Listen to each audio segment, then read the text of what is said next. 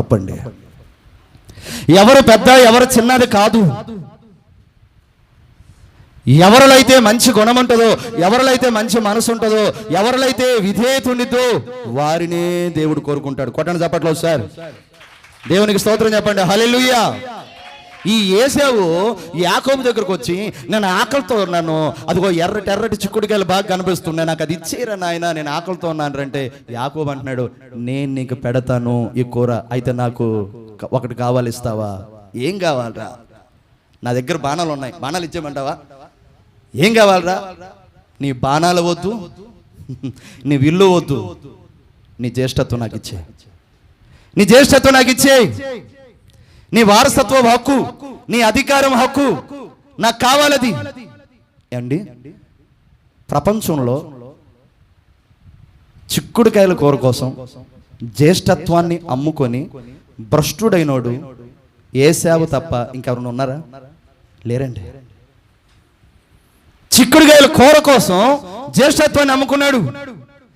ఏశావు ఎలాంటోడనంటే తన కడుపు నిండితే చాలు, తన కడుపు నిండితే చాలు.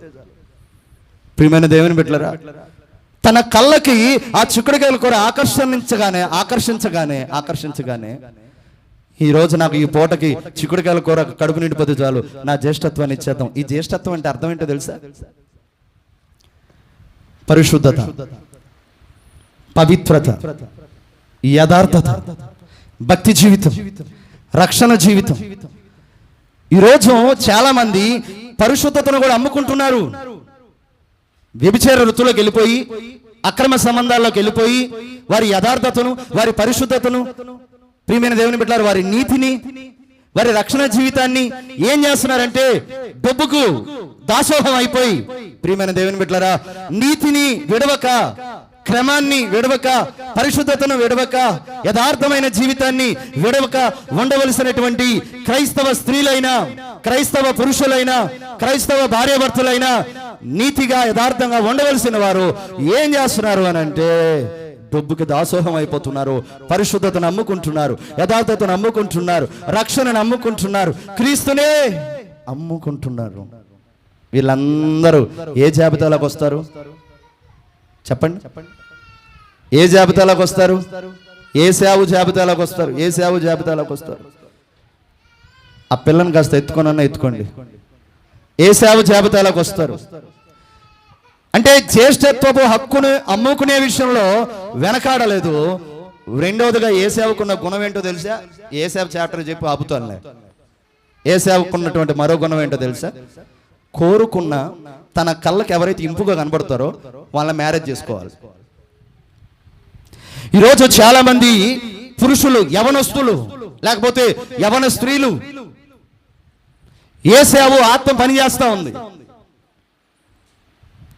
బాగా వినండి, వాళ్ళ కళ్ళకి ఎవరైతే బాగా కనబడతారో వాళ్ళనే మ్యారేజ్ చేసుకుంటానమ్మా అని అంటారు. కొంతమంది యవనస్తుల అబ్బాయిలు అమ్మ దగ్గరకు వచ్చి, నాన్న దగ్గరకు వచ్చి చెప్తారు, అమ్మా నేను ఒక అమ్మాయిని ఇష్టపడ్డానమ్మా. అవునా, ఇష్టపడ్డావా? అమ్మంటది, హెరా అమ్మాయి ఎలా ఉందిరా, అమ్మాయి ఎంత ఎత్తుందిరా, అమ్మాయి బ్యాక్గ్రౌండ్ ఏందిరా అని అంటే వీడంటాడు, అమ్మాయి బ్యాక్గ్రౌండ్ ఏందో నాకు తెలీదు, అమ్మాయి ఎవరి కుటుంబంలో అమ్మాయి నాకు తెలీదు, అయితే అమ్మాయి చాలా అందంగా ఉంది, ఇదిగో నాకు ఈడు జోడు సరిపోద్ది, ఖచ్చితంగా నాకు సూట్ అయితమ్మా అనగానే అప్పుడు అమ్మగా చెప్పబడుతున్న అమ్మ ఏం చేయాలి? కొడుకుని పట్టుకొని. ఇప్పుడు చెప్పండి తల్లులారా, అబ్బా గద్దిస్తున్నారా? ఏమంటున్నారో తెలుసా? అరే 100, 1000 అయినా, 1000, 10,000 అయినా నువ్వు ఏ అమ్మాయిని అయితే ఇష్టపడ్డావో ఆ అమ్మాయిని ఖచ్చితంగా పెళ్లి చేసుకోవటానికి ప్రయత్నం చేయరా. నాన్నకేమన్నా తెలిస్తే ఇబ్బంది ఏమో. నాన్న సంగతి నేను బాబా, యవన పిల్లలకి ఎంత వైబ్రేషన్లు వచ్చినాయో. నాన్న నేను చూసుకుంటానులే, అరే నాన్న సంగతి వదిలే, నేను చూసుకుంటానులే. ఇంతకీ అమ్మాయి ఎలా ఉంది, నా ఇంటికి వచ్చి కోళ్ళు ఎలా ఉంది, బాగుందా, బాగుంటుందా, ఇడు చోటు బాగుంటుందా, ఎరుపేనా, నలుపేనా, పులుపేనా? ఏందండి ఇది?